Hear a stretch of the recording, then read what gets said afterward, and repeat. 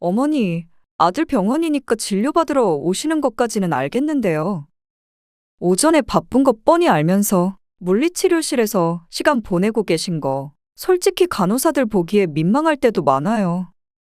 자식 영업장인데 이렇게 계속 오시는 거 좀 아니잖아요. 아무리 부모님이라도 애 아빠가 의사가 아니라 직장인이라고 생각해 보세요. 그 직장에 어머니가 계속 찾아오시는 거나 마찬가지잖아요. 내가 놀러 오니 아파서 오는 건데, 그리고 내가 차려준 병원에 마음대로 드나들지도 못하니. 그거 보세요. 지금 어머니가 차려주신 병원이라고 언제든 권리를 행사해도 된다고 생각하시잖아요. 오지 마시란 말이 아니라 오후 같은 때 좀 한가할 때 오는 배려는 보여주시라는 거예요. 오늘 이야기 속 주인공은 70세 강숙자 씨입니다. 그리고 그녀의 아들과 며느리에 관한 이야기이죠. 아들이 의대에 입학해서 마을에서 잔치를 열었던 것이 꼭 엊그저께 같았습니다. 다들 개천에서 용났다며 강 씨를 부러워했죠. 하나밖에 없는 아들 부모 안 닮아 공부 잘해서 좋았고 엇나가지 않고 커져서 고마웠습니다. 내 몸이 부서져라 농사지어서 키운 아들. 의사가 돼서 죽을 때까지 먹고 살 걱정 없이 살게 됐으니 어떻게 기쁘지 않을까요? 그런데 자식 키워봤자 소용이 없다는 옛말이 괜히 생긴 말이 아님을 아들이 결혼하고 나서 자연스레 알게 되었습니다.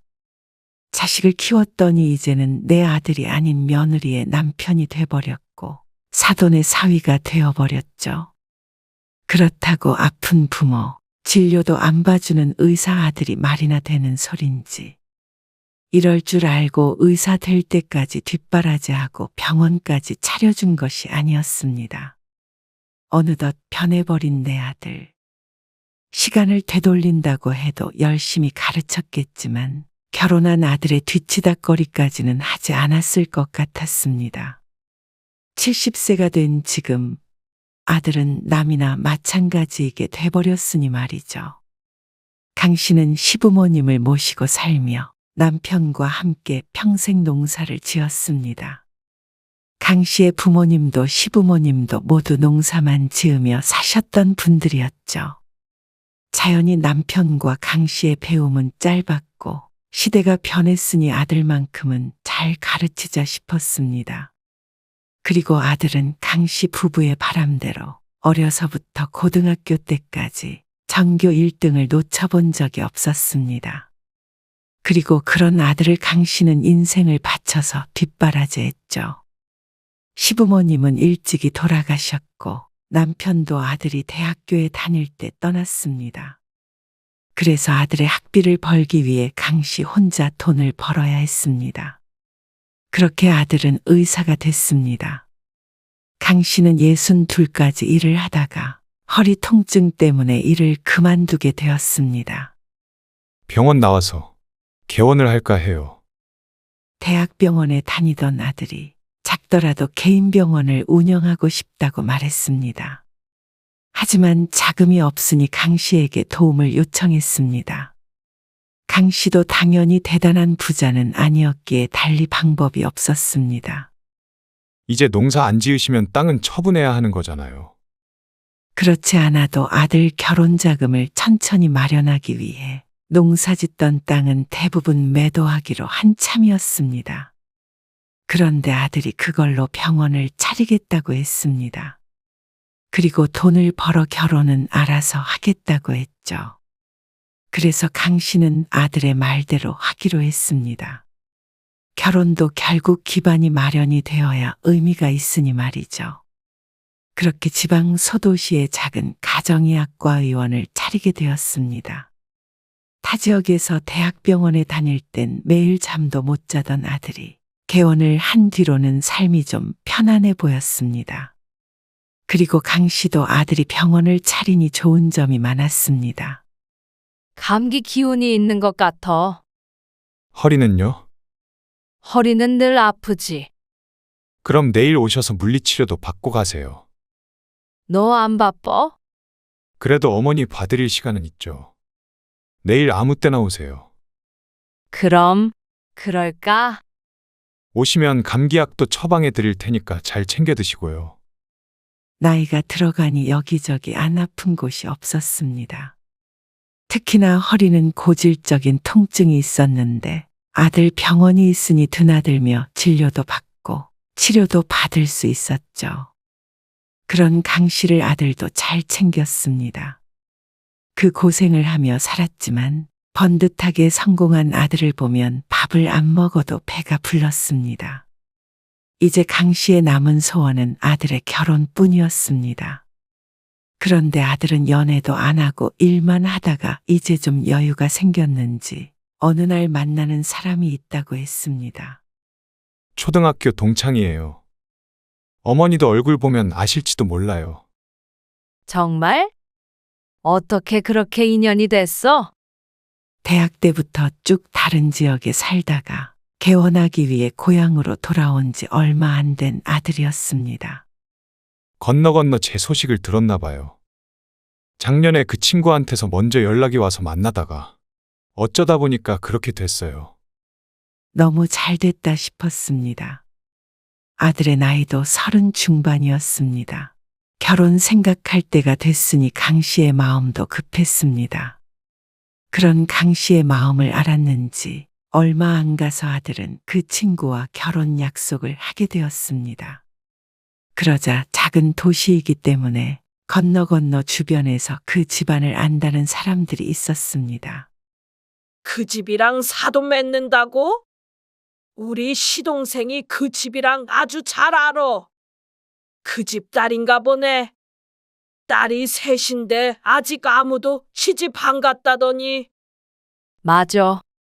장녀라고 하더라고. 그 딸내미가 완전히 효녀라서 여태 시집 안 가고 부모님 모시고 살았다더라고. 그래? 근데 나이가 좀 많지 않어? 아들이 35이잖아. 더 많은 것도 아니고 같은 나이인데 뭐. 하기사? 교사라며? 의사랑 교사면 뭐 잘 만났네. 그러게. 난 아주 좋아. 강 씨는 아들의 결혼 상대가 참 마음에 들었습니다. 들리는 말에 의하면 참 똑부러지고 똑똑한 아가씨인 듯 했습니다. 하루빨리 아들이 가정을 꾸리길 바랐습니다. 그렇게 아들은 30 중반에 결혼을 했습니다. 그리고 아이를 둘 낳았습니다. 어머니가 애들 좀 봐주세요. 장모님이랑 장인어른은 바쁘시다니까. 사돈네는 어디서 장사를 한다고 했는데 바쁘지 않은 강 씨가 자연스레 아들의 아이들을 돌봐주게 되었습니다. 처음엔 아들네 집에 왔다 갔다 하며 봐주었는데 며느리가 복직을 한 뒤로는 아예 아들네 집에 들어가서 살게 되었습니다. 어느 정도 클 때까지만 도와달라는 아들 며느리의 부탁이었습니다. 어머니, 애들 TV 못 보게 해달라고 말씀드렸잖아요. 애들 틀어준 거 아니야. 내가 좀 보려고 튼 거지. 그러니까요. 그러다 보면 자연스럽게 접하게 되잖아요. 어려서 이런 거에 물들면 공부도 안 하고 바보 돼요. 아들 내외와 함께 사는 것은 쉬운 일이 아니었습니다. 특히나 며느리는 평생 남으로 살아왔기에 맞춰가기가 힘들었고 똑부러지고 단호한 성격이 가끔씩은 강 씨에게 부담스럽게 다가왔습니다. 죄송하지만 거실에 TV는 없앨게요. 애들 교육상 안 좋아요. 이해하시죠? 그러고선 강 씨의 방에 작은 TV를 설치해 주었습니다. 보통 낮에는 집안일을 하며 TV를 틀어두고는 했는데 이제는 여가 시간엔 방에만 있어야 하는 처지가 되었죠. 어린 손자들 돌보고 밥하고 집안일 해주는 삶이 둘째 손자가 4살이 될 때까지 이어졌습니다. 그러던 어느 날 며느리는 잘 다니던 학교를 그만둔다고 말했습니다. 애들도 이제 곧 초등학교에 가야 하기도 하고요. 일하면서 애들을 제대로 키울 수 없을 것 같아서요. 지금도 강 씨가 아이들을 돌봐주고 있는데 며느리가 말하는 육아는 그게 아니었습니다. 아빠가 의사인데 애들도 의사 돼야죠. 안 그래요? 제가 남의 아이들 가르칠 때가 아니죠. 그러면 좋지. 그래서 며느리는 이제 더 이상 강 씨의 도움은 필요 없다고 말했습니다. 제가 집에 있으니까 어머니는 돌아가셔도 될 것 같아요. 처음엔 아이들이 학교에 입학할 때까지 도와주기로 했었는데 며느리가 일을 그만두니 강 씨의 존재는 별로 필요가 없는 듯 했죠. 강 씨도 그것에 대해서는 불만이 없었습니다. 아들네 집에 지내면서 강 씨 또한 불편한 점이 많았고 허리도 아프고 아무래도 힘에 부쳤기 때문이었습니다. 그래서 며느리의 말에 군말 없이 집으로 돌아왔습니다. 그리고 나서는 아들 며느리가 도움을 요청할 때마다 가끔씩 가서 도와주었습니다. 그러다 보니 이전보다 시간이 늘어나게 된 것은 당연한 일이었습니다. 어쩐 일로 오셨어요? 어느 날 오전에 아들의 병원에 방문한 강 씨는 병원에 앉아있던 며느리를 만나게 되었습니다. 낮 동안에는 며느리도 한가했기 때문에 종종 이렇게 마주치곤 했죠. 진료 좀 받으려고. 어디 아프세요? 몸살이 난 것 같아서 근처 나온 김에 겸사겸사 들렀어. 오늘도 바쁘네. 아, 네. 강 씨는 간호사에게 접수한 뒤에 손님들 틈에 앉아서 기다렸습니다. 오전이라 그런지 강 씨와 비슷한 연배의 환자들이 많이 보였습니다. 이왕 온 김에 물리치료도 좀 받고 가야겠다 하고 생각하고 있는데 멀리서 강 씨를 지켜보던 며느리가 다가와서 말했습니다. 어머니, 잠깐 저 좀 뵐게요. 그러더니 탕비실로 들어가 버렸습니다. 어리둥절해서 며느리의 뒤를 쫓아 들어가니 팔짱을 끼고 이쪽을 바라보고 있는 며느리가 보였습니다. 왜 그래? 무슨 일 있니? 그러자 며느리가 한숨을 푹 쉬더니 말했습니다. 어머니, 아들 병원이니까 진료받으러 오시는 것까지는 알겠는데요. 오전에 바쁜 거 뻔히 알면서 오셔서 물리치료실에서 시간 보내고 계신 거. 솔직히 간호사들 보기에 민망할 때도 많아요. 며느리의 말에 강 씨가 놀란 눈을 하고 쳐다보았습니다. 자식 영업장인데 이렇게 계속 오시는 거 좀 아니잖아요. 아무리 부모님이라도 애 아빠가 의사가 아니라 직장인이라고 생각해 보세요. 그 직장에 어머니가 계속 찾아오시는 거나 마찬가지잖아요. 가르치듯 말하는 며느리의 말에 강 씨가 할 말을 잃었습니다. 강 씨가 아무리 자주 와봤자 열흘에 한 번 올까 말까였습니다. 오전이 편한 시간이다 보니 며느리와 몇 번 마주쳤는데 혹시 그때마다 못마땅했던 것일지 오늘은 꼭 벼르고 기다린 사람 같은 태세였습니다. 내가 놀러 오니. 아파서 오는 건데. 진료받고 돈도 내고 가잖아. 원래는 아들네 병원이니 돈을 내지 않았었지만 결혼 초에 한 번 며느리에게 쓴소리를 들은 적이 있었습니다. 아무리 자식 병원이라도 공짜는 안 된다고 말이죠. 그때도 비슷한 말을 했습니다. 자식이 식당을 해도 부모라는 이유로 아무 때 나와서 밥 얻어먹고 갈 거냐고 말이죠. 화는 내지 않고 늘 조곤조곤 말을 하기는 하지만 그 내용은 늘 강 씨에 대한 배려는 없었습니다. 그저 부모 자식 간에도 지켜야 할 선이 있다는 것을 강조할 뿐이었습니다. 꼭 틀린 말을 하는 것은 아니었지만 며느리의 잔소리는 늘 강 씨의 기분을 상하게 만들었습니다. 돈을 내고 안 내고의 문제가 아니고요. 마음가짐의 문제예요. 아니, 내가 차려준 병원에 마음대로 드나들지도 못하니. 그거 보세요. 지금 어머니가 차려주신 병원이라고 언제든 권리를 행사해도 된다고 생각하시잖아요. 오지 마시란 말이 아니라 오후 같은 때 좀 한가할 때 오는 배려는 보여주시라는 거예요.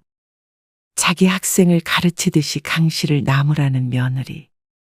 이제는 며느리 눈치 보여서 아파도 오지도 못하겠다 싶었습니다. 그래서 정말로 강 씨는 한동안 아들네 병원에 가지 않았습니다. 아파도 동네의 다른 병원에 가고 말았죠. 어라, 왜 여기서 나와? 아들네 안 가고 다른 병원 온 거야? 내과에서 나오는데 동네 사람들과 맞닥뜨린 강 씨가 멋쩍은 미소를 지으며 말했습니다. 아들네가 바쁘길래 나도 얼른 진료받고 가봐야 해서 어쩔 수 없이 왔지. 아이고, 그래도 기다렸다가 아들네 가야지. 우린 이따가 물리치료 받으러 아들네 가려고 했는데. 그래도 아는 곳으로 가야지. 의리가 있지. 옆에 서 있던 다른 사람도 거들며 말했습니다. 의사 선생님, 엄마랑 같이 가면 좀 싸게 해주나? 농담조로 하는 소리에 강 씨가 웃으며 대답했습니다. 그런 게 어디 있어. 그리고 가려거든 오후에 한가할 때 가고. 왜? 같이 가. 아냐. 난 오후에 바빠서 못 가고.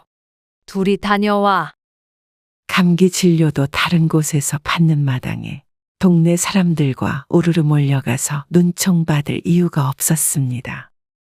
며느리의 말대로 아들네 영업장이니까 괜히 친구들 데리고 놀러 간 것처럼 보일까봐 고개를 저었죠. 그리고 한 달쯤 뒤에 강 씨는 아들에게 전화를 걸었습니다. 전날 저녁부터 배가 아파오는데 뭐가 문제인지 몰라서 말이죠. 요즘 별일 없니? 한동안 병원에 가질 않다 보니 잘 지내는지 안 지내는지도 소식을 듣지 못해서 전화를 받은 아들의 안부를 먼저 물었습니다. 별일 없죠. 애들은? 잘 지내요. 요즘 장모님이 오셔서 봐주시기도 하고요. 아, 바쁘시다더니. 가게 접으셔서 한가하시대요. 그러니. 다른 게 아니라 배가 좀 아파서 물어보려고. 이게 그냥 체한 건가? 아니면 장염 같은 건가 싶어서. 체한 거면 그냥 약국만 가려는데 배가요?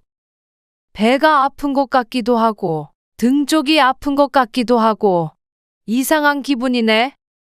그러자 아들이 한숨을 푹 내쉬었습니다. 전화로 어떻게 알아요? 진료를 봐야 알지. 예전에는 종종 이렇게 통화로도 어디가 문제인 것 같으니 와봐라. 아니면 약국에서 무슨 약을 사 먹어라 하고 알려줬었는데 어쩐지 아들의 대답이 퉁명스러웠습니다. 그래? 그럼 내일 진료 보러 한번 갈까? 그러자 아들이 대답했습니다. 요즘 병원 바빠서요. 그리고 어머니, 병원은 놀이터가 아니잖아요. 어지간한 걸로 오진 마세요. 저 하루 종일 진료봐서 피곤한데 퇴근하고는 일 좀 안 하게 해주세요. 그렇게 전화를 끊고는 강 씨는 한참을 휴대폰을 붙들고 앉아 있었습니다. 어쩐지 자신이 아들에게 굉장히 귀찮은 존재로 여겨졌습니다. 아들 진료 시간이 끝나고 전화한다고 했는데 생각 없이 휴식을 방해하는 부모가 된 듯 했습니다. 강 씨도 아들처럼 깊은 한숨을 쉬었습니다. 병원이 바빠진 것은 잘된 일이었지만 병원이 잘 되는 만큼 아들의 태도도 변해갔습니다. 그게 무엇 때문인지는 모르겠지만 분명한 건 예전에 자신의 아들과는 사뭇 달라졌다는 것이었죠. 그렇게 또 한동안은 아들에게 연락하지 않고 찾아가지도 않았습니다. 명절에도 바쁘다는 핑계로 만나지 않았죠. 아들이고 며느리고 강 씨를 홀대하는 듯한 기분이 들었습니다. 주변에서는 아들이 의사라고 부러워하지만 이런 강 씨를 알면 누구도 부러워하지 않을 것이었습니다.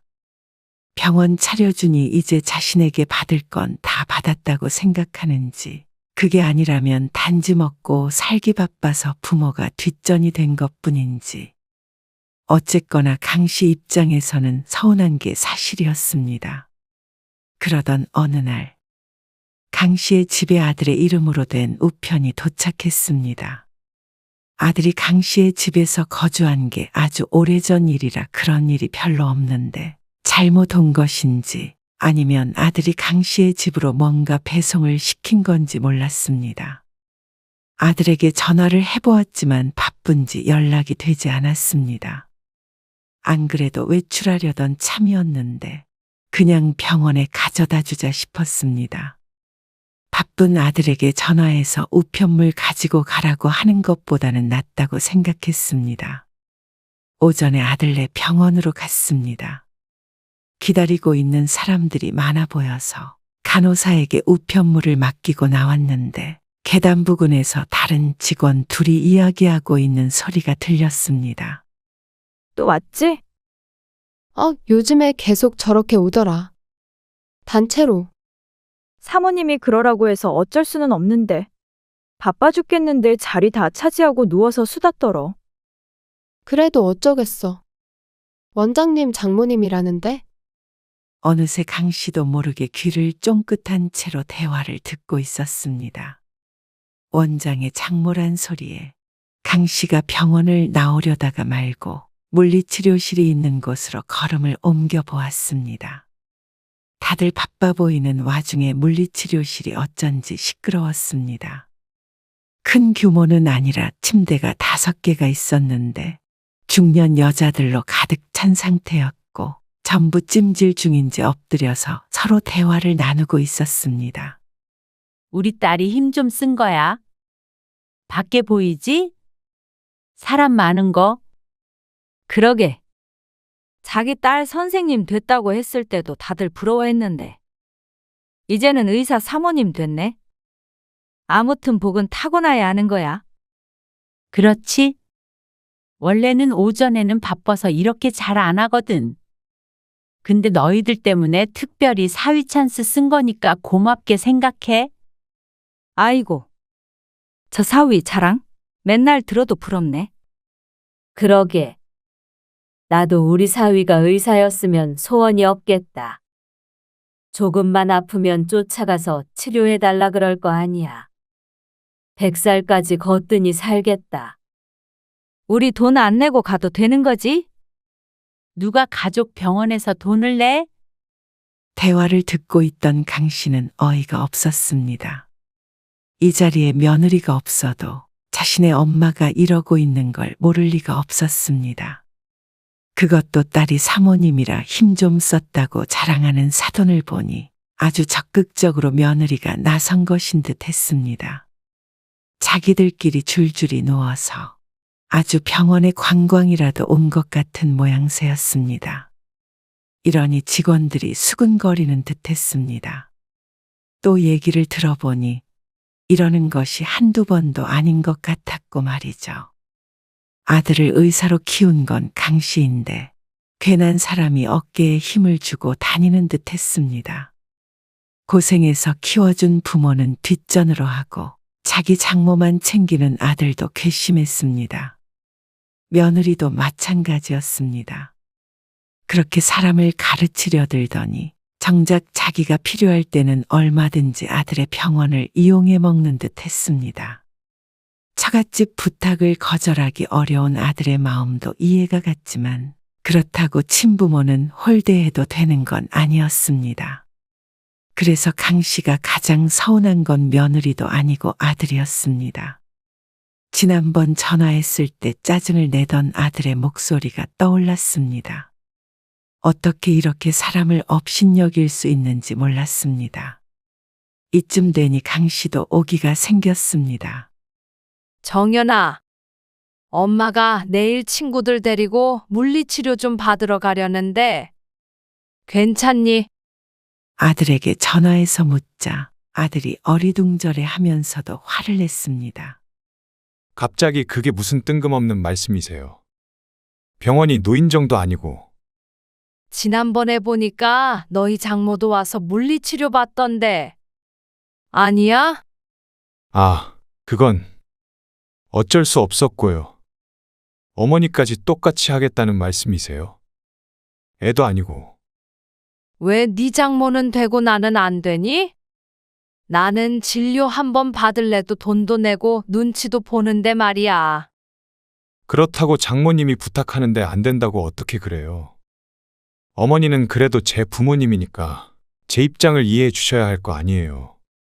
안 그래도 일하느라 스트레스 받는 아들 별것도 아닌 걸로 괴롭히지 마세요. 더 하실 말씀 없죠? 그럼 끊을게요. 매정하게 대꾸하고 전화를 끊어버린 아들. 이제는 강 씨도 아들에게 기대하지 말자 싶었습니다. 손주들도 이제 장모가 봐주니 자신의 존재가 아쉽지 않았고, 이제 점점 아픈 데는 늘어가니 나이 든 부모가 짐처럼 느껴지는 것 같았습니다.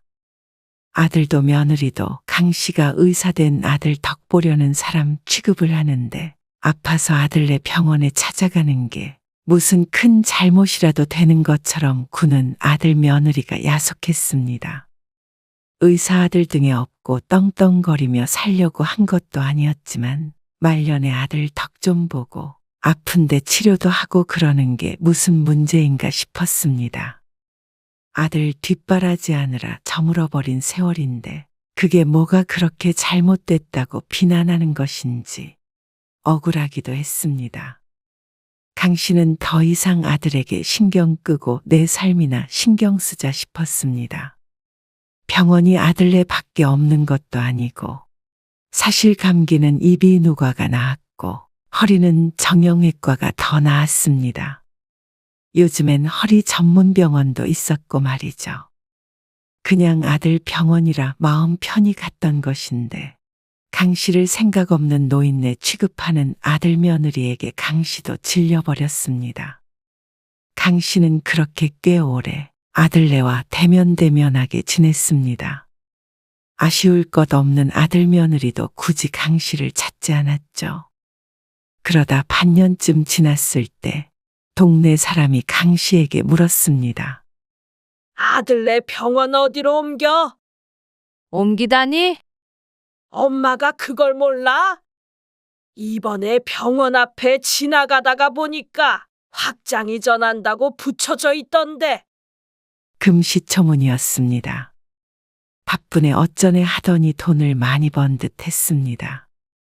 동네 작은 병원을 운영하는 것에 만족하지 않았는지 동네 사람의 말을 들어보면 꽤나 좋은 위치에 훨씬 더 크게 병원을 옮길 모양인 듯 했습니다. 어쩐지 아들과는 더욱 멀어지는 듯한 기분이 들었죠. 저희 병원 옮겨요. 한참 뒤에 아들이 병원을 옮긴다며 옮긴 위치를 알려주었습니다. 그렇지만 강 씨가 알아봤자 쓸데없는 정보였습니다. 강 씨도 그냥 그러니 하고 말았습니다. 앞으로 아들네 병원에 갈 일은 없을 테니 말이죠. 그렇게 1년쯤 흘렀을 때 강 씨는 아들에게서 뜻밖의 소식을 듣게 되었습니다. 요즘 병원이 매달 적자예요. 위치도 더 좋았고 규모도 크다고 그래서 훨씬 잘 될 줄 알았는데 적자라는 소리에 강 씨도 놀랐습니다. 앞으로 승승장구 할 줄 알았으니 말이죠. 옮긴 지 얼마 안 돼서 그런 거 아니야? 그런 줄 알았는데 매달 대출 이자도 겨우 내고 있어요. 이전에 있던 병원은 규모는 작아도 주변에 병원이 많지 않고 50대 이상 환자들이 많이 있어서 늘 북적거렸었는데, 옮긴 곳은 주변에 비슷한 규모의 병원이 많다는 말을 했습니다. 아무래도 경쟁 병원이 많으니 수익적으로 봤을 땐 이전만 못한 것 같았죠. 요즘에 뉴스에서도 병원이 망한다는 소식을 심심치 않게 접하곤 했는데 그게 강 씨의 아들 얘기가 될 줄은 몰랐습니다. 지금 당장 망한 것은 아니지만 꽤 오래 적자가 지속되어 경제적으로 힘든 것 같았죠. 옮길 때 대출도 많이 받아서 지금 좀 힘든 상황이에요. 어떡하니? 단순히 고민 상담을 위해 전화한 것 같지는 않았습니다. 역시나 아들의 용건은 따로 있었습니다. 어머니 땅 아직 가지고 계시죠? 아들 병원 차려줄 때 대부분 땅은 처분을 했지만 지금 강 씨가 소소하게 텃밭으로 쓰고 있는 밭과 강 씨의 집터도 가지고 있었습니다. 그런데 아들은 그 남은 모든 것을 담보로 대출을 받아서 빌려달라고 했죠. 사정 좀 나아지면 천천히 갚을게요. 그냥 달라고 안 하니까 다행이라고 생각해야 할지. 하지만 아들은 당연히 강 씨가 그 돈을 마련해 줄 것이라고 생각하는 듯 했습니다. 너 병원 차려주고 남은 건 다 내 노후 자금이야. 이걸로 대출 받아서 잘못되면 그때는 엄마가 무슨 돈으로 살라고 그러는 거야? 그러자 아들이 기가 막힌 말투로 말했습니다. 무슨 그런 걱정을 하세요. 제가 의사인데 돈은 어떻게 해서든 벌 수 있어요. 그리고 병원 잘 되면 어머니도 당연히 좋죠. 너 병원 잘 되는 거랑 나랑 무슨 상관이야? 무슨 상관이라니요. 너 그전에 병원도 잘 됐는데. 그래서 내가 좋았던 게 뭐가 있는데? 그러자 아들이 잠시 말이 없었습니다. 그래도 아프면 진료받으러 오시고 의사 아들 뒀다고 목에 힘주고 다니지 않으셨어요.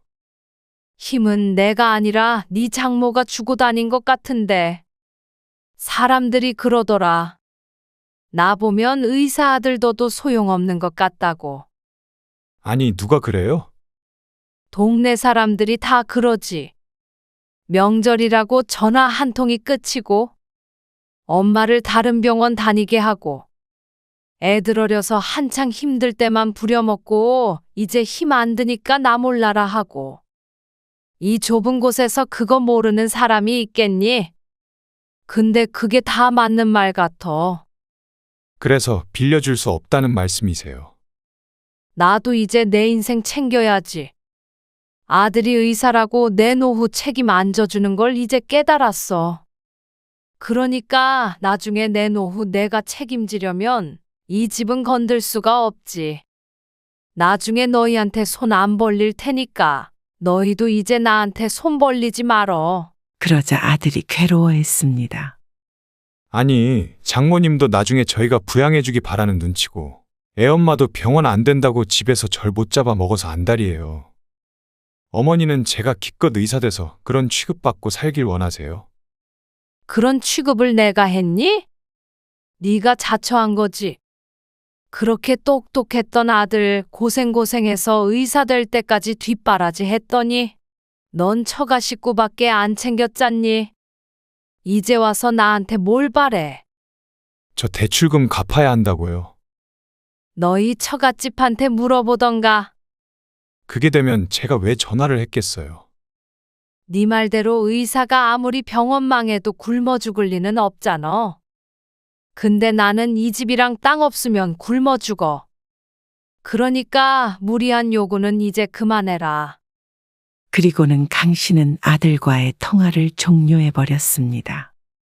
정말로 병원이 그렇게 힘든지는 모르겠지만 자신에게까지 손을 벌릴 정도면 상황이 좋지 않다는 건 알 것 같았습니다. 하지만 지난 세월 강 씨가 당했던 취급을 생각하면 이제는 강 씨도 정신을 차려야 할 때였습니다. 이제 강 씨 나이가 70세인데 이제 와서 빈털터리가 되어 아들에게 버림받는 날에는 꼼짝없이 길거리에 나앉는 수밖에 없었습니다. 지금까지 퍼준 것을 돌려받을 방법은 요원했지만 앞으로라도 정신 똑바로 하고 내 밥그릇은 내가 지켜야 했습니다.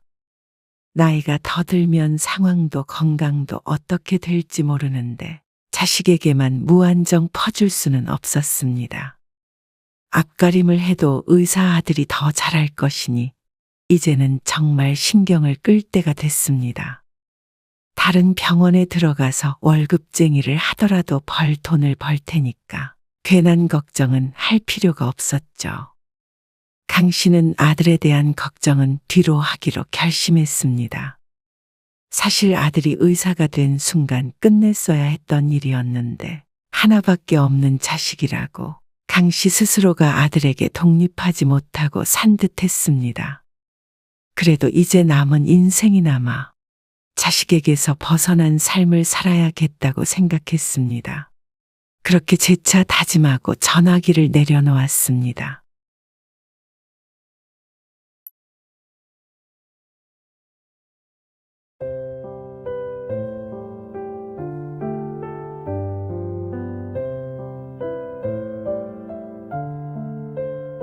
무슨 원룸 살면서 여행만 다니고 차는 20년은 된 것 같은 차를 타고 다니셔? 솔직히 그러면 내가 무슨 생각이 들겠어? 무슨 생각이 드는데? 분명히 말했잖아. 엄마 원룸 사시는 건 혼자 계시니까 그게 편해서 그런 거라고. 그리고 그 오피스텔도 엄마 소유고. 근데 원룸이든 투룸이든 그게 그렇게 중요해? 차도 굴러가면 되지 뭐가 문제야? 당연히 그건 창피한 거지. 솔직히 말해서 돈 있으면 누가 그런 차 타고 누가 그런 집에서 살아? 나는 오빠한테 사기당한 기분이야. 사기? 내가 널 속인 게 뭐가 있는데? 나는 오빠 직장도 탄탄하고 어머니도 일 안 하고 여행 다니신다니까 집에 여유가 있는 줄 알았어. 그런데 사시는 줄 모르고 그렇게 분수에 안 맞게 여행 다니시다가 돈 떨어지면 나중에 우리한테 기대려고 그러시는 거 아닌가 걱정돼. 지영이 너 말 가려서 해. 나도 참았어. 우리 결혼하면 도움 주실 형편도 안 될 것 같은데 솔직히 나 이 결혼 다시 생각해봐야 할 것 같아. 우리 엄마 아빠한테 뭐라고 말해야 될지도 모르겠어. 오늘 이야기 속 주인공은 59세 서영선 씨입니다. 그리고 그녀의 아들 안주호에 관한 이야기이죠. 아들 결혼 준비를 하면서 겪게 되었던 일입니다. 서 씨는 자신의 집이 아들이 결혼하는 데 있어서 문제가 될 거라고는 전혀 생각도 못했습니다. 편의에 의해서 오래 살던 집에서 나와 원룸 오피스텔로 이사를 한 것이었는데 그게 예비 며느리와 예비 사돈에게는 다르게 비춰진 듯했습니다. 그렇다면 오해를 바로잡을 준비가 되어 있었지만 단지 서 씨가 원룸에 산다는 이유만으로 홀대하고 괄시하는 예비 며느리를 보면 서 씨가 이사를 간다고 해결될 문제도 아닌 듯 했습니다. 서 씨가 가난한 시어머니라면 결혼해서도 이럴 테니 말이죠. 그럼에도 아들이 결혼할 사람이라 자신이 어떤 취급을 받았는지에 대해서는 함구할 생각이었습니다. 그게 맞는지는 모르겠지만 아들의 결혼을 자신이 방해하는 듯 해서 가슴이 아프기도 했죠. 하지만 참지 않은 것은 서 씨가 아닌 아들이었습니다. 서 씨는 아들만 하나가 있었습니다. 아들은 서울에서 대학을 나와서 마찬가지로 서울에 있는 회사에 다니고 있었습니다. 그러면서 자연스럽게 같이 살던 집을 나가 독립해서 살고 있었습니다. 그리고 서 씨는 2년 전에 남편과 사별을 했죠. 2년간의 투병 끝에 병원에서 세상을 떠났는데 마음의 준비는 서서히 했지만 공허함은 어쩔 수가 없었습니다. 그래도 지난 2년간 마음을 다스리기 위해 서 씨 혼자만의 시간도 많이 보내곤 했습니다. 여행도 다니고 취미도 만들고 남편이 없는 삶에 점차 적응해 나갔죠. 엄마, 이거 받으세요. 어느 날 아들이 찾아와 서 씨에게 흰 봉투를 건넸습니다. 이게 뭐야? 저도 좀 자리를 잡았으니까 앞으로 생활비 좀 보탤게요. 뭐? 갑자기 생활비는 왜? 아버지도 이제 안 계시고. 그래서 네가 가장 노릇하려는 거야? 서 씨가 웃음기 머금은 목소리로 말했습니다. 걱정 말어. 네가 생활비 안 줘도 충분히 먹고 살 수 있으니까. 하지만 아들이 서 씨의 말을 믿는 눈치는 아니었습니다. 아들에게 시시콜콜한 경제 사정을 오픈한 적이 없어서 혼자 남은 서 씨의 노후가 걱정되는 듯 했습니다. 지금 서 씨가 혼자 살고 있는 집도 평생 아들과 함께 살았던 오래된 빌라였으니 그런 생각을 한 것도 무리가 아니었습니다. 남편도 원체 검소한 편이었고 서 씨 또한 비싼 차나 비싼 집 같은 것엔 관심이 없었습니다. 그래서 차도 남편이 10년 넘게 타던 걸 서 씨가 그대로 타고 있었습니다. 너는 그래도 엄마가 부족한 거 없이 키웠잖아. 왜 엄마가 힘들 거라고 생각해? 그야 워낙 돈을 안 쓰시니까. 서 씨의 말대로 아들 용돈도 풍족하게 주었고 학원이며 과외며 필요한 건 충분히 지원해 주면서 키웠습니다. 검소한 거지 가난한 거 아니야. 엄마 걱정은 말어. 너 나중에 결혼시킬 돈도 있고 엄마 죽을 때까지 너한테 손 안 벌릴 만큼 노후 준비는 돼 있으니까. 서 씨의 말에 아들은 놀란 눈치였습니다. 하지만 거짓말은 아니었습니다. 친정에서 받은 재산이 꽤나 많았고 남편도 서 씨도 사치를 하지 않았기에 평생 모아둔 돈도 걱정 없을 만큼 있었죠. 그래도 혼자 남은 엄마를 생각해서 봉투를 건넨 아들에게 참 고마웠습니다. 마음만 받을게. 그리고 마침 잘 왔어. 안 그래도 너한테 할 말이 있었거든. 무슨 일인데요? 이사를 갈까 해. 이사요? 갑작스러운 서 씨의 말에 아들이 놀라며 물었습니다. 어디로 가시게요? 멀리 가는 게 아니고 좀 작은 집으로 가려고. 여기서 더 작은 집이요? 지금 사는 빌라도 큰 평수가 아니었기에 아들이 의아해했습니다. 방 하나만 있는 그런 데 말이야. 원룸 같은 곳으로. 원룸이요? 아들이 눈을 크게 뜨더니 갑자기 왜 그러냐고 물었죠. 너희 아빠도 없고 나 혼자 사는데 뭐하러 이런 데서 살아. 청소만 힘들지. 그리고 앞으로 여행이나 다니면서 살려고 하는데 집이 커봤자 무슨 소용이겠어? 아, 여행이요. 남편이 죽기 전에도 아들 독립하면 같이 여행 다니면서 살자고 약속했는데 같이 다닐 남편은 없지만 서 씨는 그 계획을 실행할 작정이었습니다. 아들도 그런 서 씨의 마음을 알았기에 고개를 끄덕였죠. 그래도 작은 데로 가더라도 오피스텔 같은 곳으로 가세요. 보완이 돼야 하니까. 그래서 아들의 말대로 방 하나 거실 하나가 있는 원룸형 오피스텔을 알아보기 시작했습니다. 그리고 그렇게 알아본 지 얼마 안 돼서 마음에 꼭 드는 집을 찾게 됐죠. 10평남짓의 작은 방과 작은 거실이 있는 오피스텔이었습니다. 내부는 전 주인이 리모델링을 해놔서 깔끔한 편이었고 15층이라 전망도 좋았죠. 빌라의 2층에서 살다가 시야가 확 트인 곳을 보니 마음도 트이는 것 같았습니다. 짐도 많지 않으니 이 정도 크기의 집이 딱 좋다고 생각이 됐습니다. 아들이 이사하는 날 와서 짐 정리를 도와줬습니다. 근데 여행을 얼마나 다니시려고요? 멀리 가시게요? 글쎄.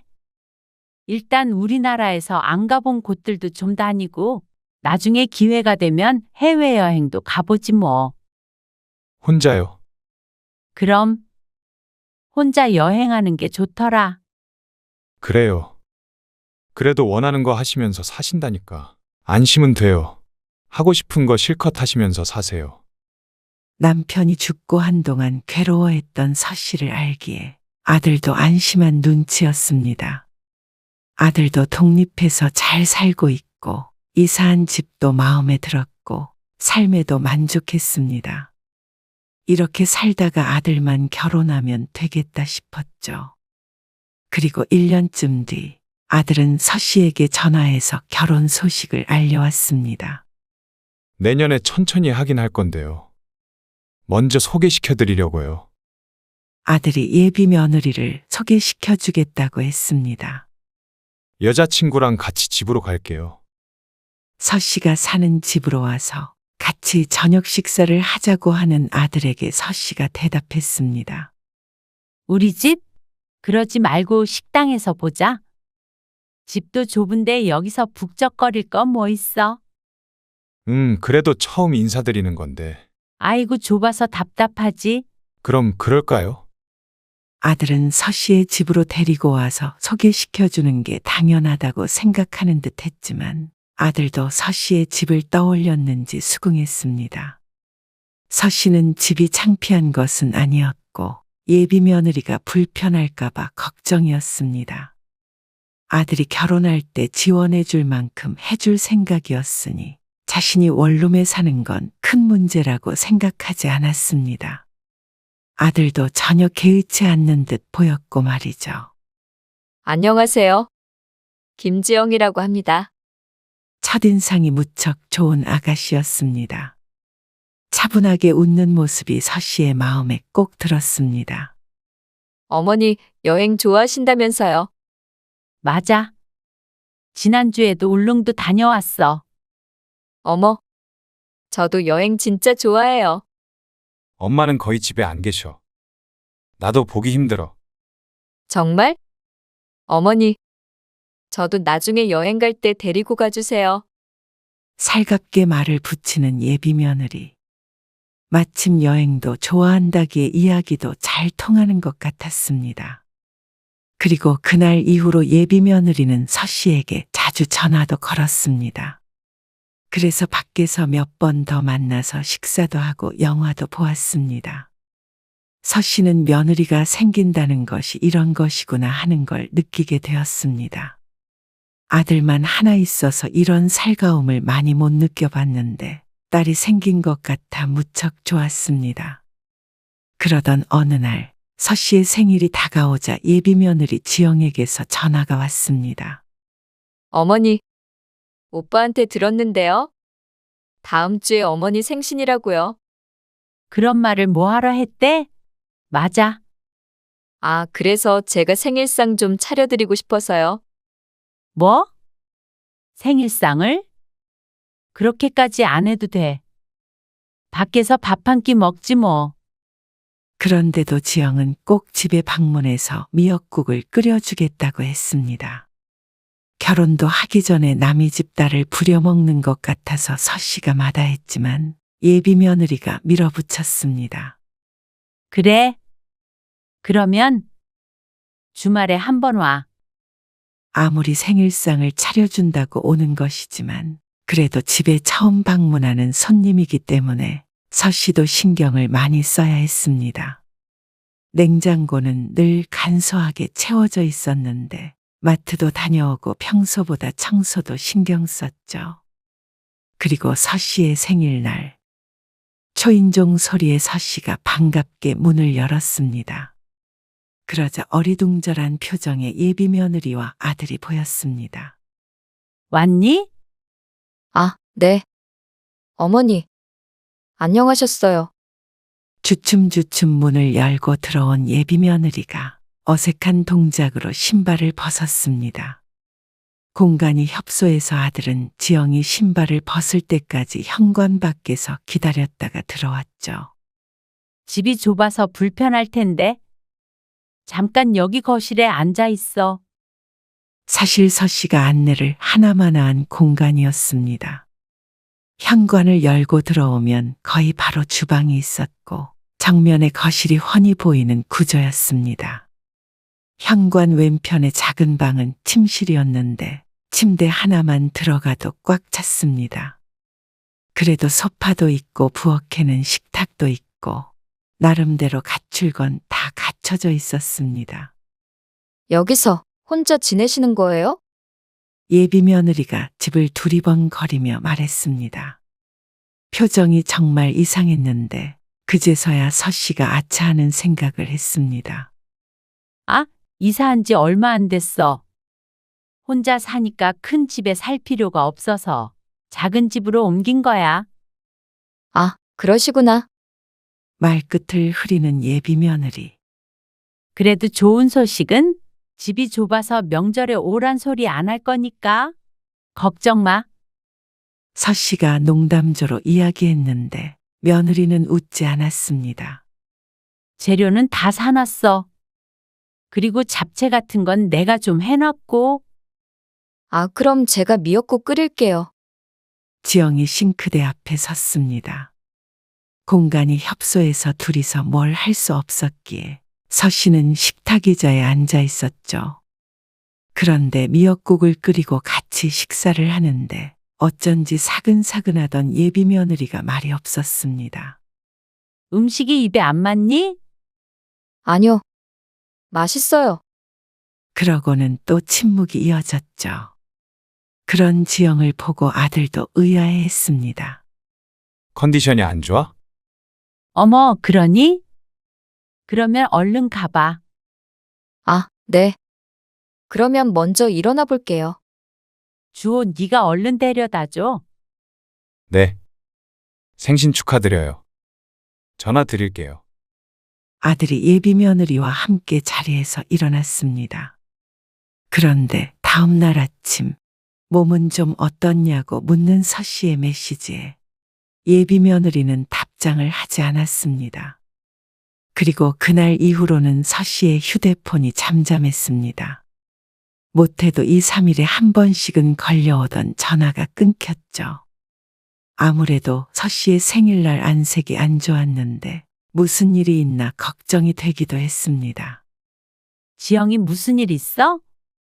요즘에 통 연락이 없네. 지난번에 답장도 없었고. 아, 별일 없어요. 그냥 결혼 준비하는 것 때문에 바쁘기도 하고요. 아들이 얼버무리며 대답했습니다. 아들의 반응도 좀 이상했죠. 기분이 찜찜하기도 했고 생일상을 받은 이상 보답은 해야 할 것 같아서 서 씨가 먼저 연락을 했습니다. 지영아, 지난번에 미역국 고마워. 그런 의미로 맛있는 것 좀 사주고 싶은데 시간 되니? 아, 시간이요.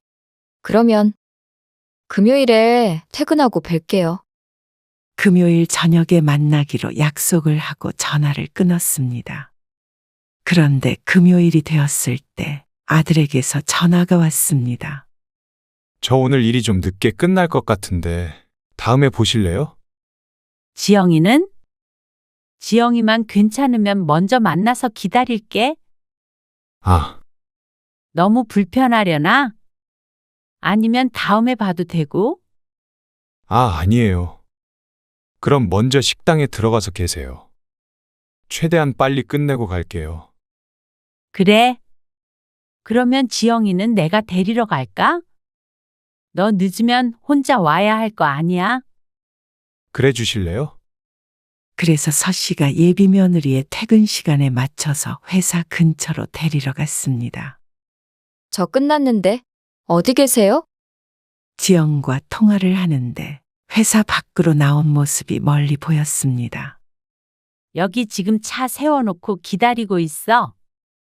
잠깐만. 전화를 끊고 서 씨가 차에서 내려서 손을 흔들었습니다. 예비 며느리가 점점 가까워지는데 그 표정도 가까워지는 거리만큼 점점 구겨졌죠. 아직 배 안 고프면 주호 올 때까지 카페에 가 있을까? 안전벨트를 매는 예비 며느리는 서 씨의 물음에 대답 없이 고개만 끄덕였습니다. 그러더니 한숨을 푹 내쉬었죠. 혹시 무슨 일 있니? 아니요. 아무 일도 없어요. 하지만 여전히 목소리는 좋지 않았고 서 씨는 예비 며느리의 눈치를 보게 되었습니다. 혹시 주호랑 싸웠어? 그러자 예비 며느리가 서 씨를 쳐다보았습니다. 결혼 준비하다 보면 원래 좀 그러잖아. 주호가 답답하게 굴어도 지영이 네가 이해 좀 해줘. 좀 무뚝뚝할 때가 있잖아. 그래도 그렇게 서로 맞춰가는 거지? 결혼이요. 그래. 기분 전환도 할 겸 둘이 여행이라도 다녀오던가 해. 제주도나 해외도 좋고. 내가 여행 비용 보태줄게. 서운한 게 있으면 서로 풀어. 그러자 어쩐지 피식하고 웃음소리가 들리는 듯했습니다. 카페에 도착해서도 지영의 태도는 바뀌지 않았습니다. 근데 일은 안 하시는 거예요? 나? 일은 이제는 안 하지. 아, 그러면 그 여행은 계속 다니실 거예요? 커피를 마시다가 툭 하고 내뱉는 예비 며느리의 말에 서 씨는 어리둥절했습니다.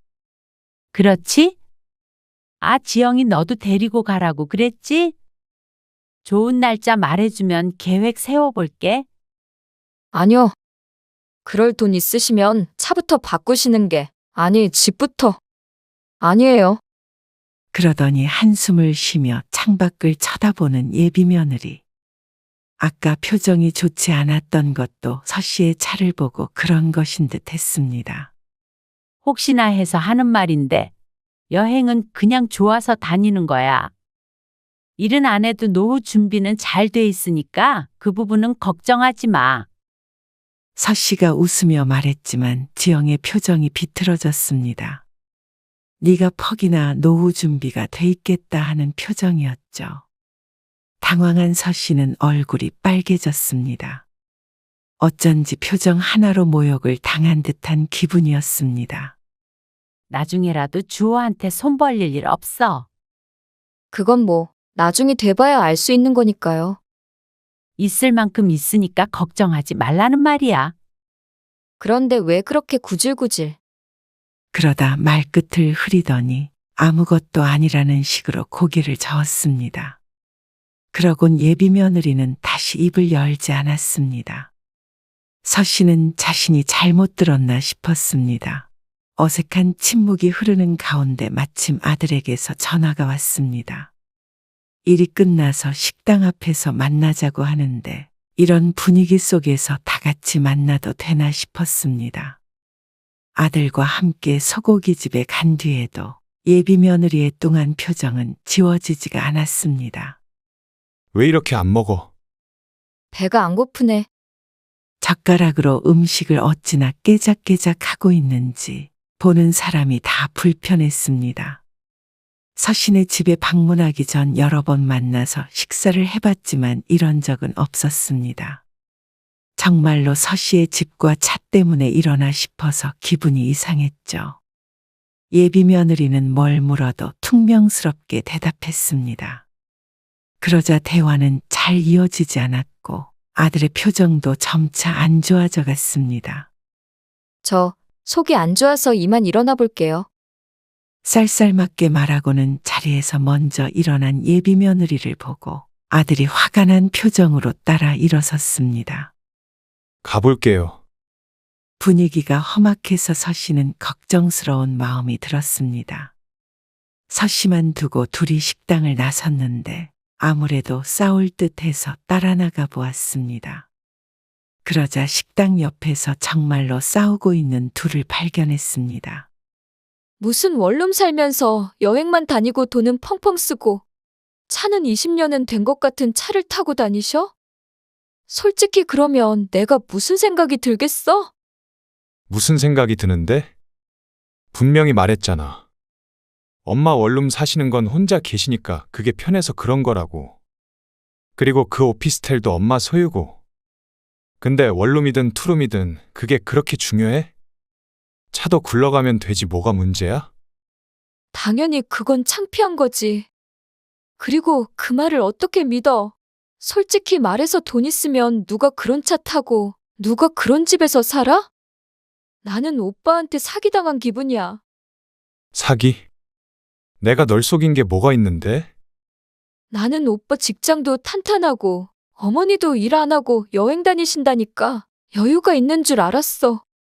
그런데 사시는 줄 모르고 그렇게 분수에 안 맞게 여행 다니시다가 돈 떨어지면 나중에 우리한테 기대려고 그러시는 거 아닌가 걱정돼.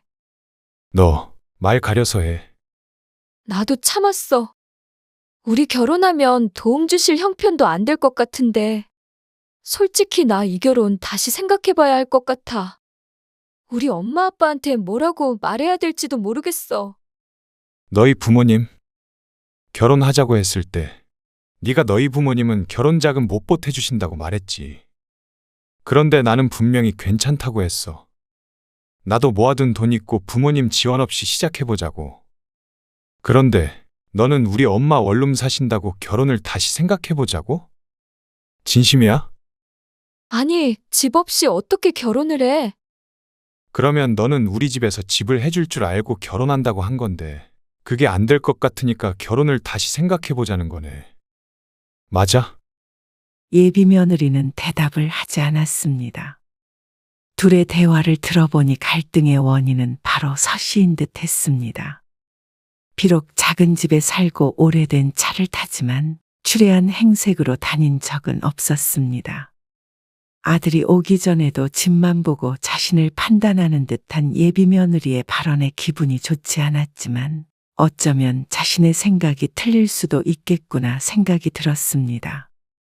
며느리의 표현은 올바르지 않았지만 겉보기에는 결혼할 사람의 부모가 가난하게 보일 수도 있으니 그 부분이 걱정되는 게 이해 못할 일은 아니었으니 말이죠. 그래서 며칠 뒤 아들을 혼자 불러서 서 씨가 이야기를 해보았습니다.